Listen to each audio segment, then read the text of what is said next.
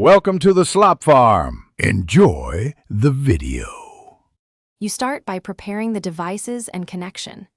Connect your iPhone with the original cable, unlock it, and when prompted select Trust this computer, you must enter your passcode.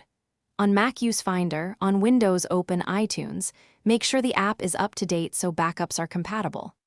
Once connected, select the device icon, make sure the screen stays awake. This first step guarantees a stable communication channel, so the backup restore can proceed without interruption. Once done connecting, go to the device summary in Finder or iTunes and click Restore Backup. This is where you pick the file to restore.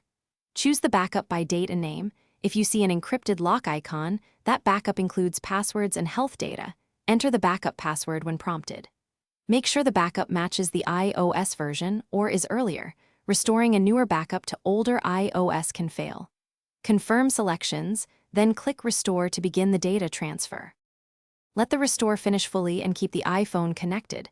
You will see a progress bar and the device may restart a few times. Don't disconnect. After restart, follow the on-screen setup prompts for Apple ID, Wi-Fi, and any authentication steps, and wait for apps and media to re-download.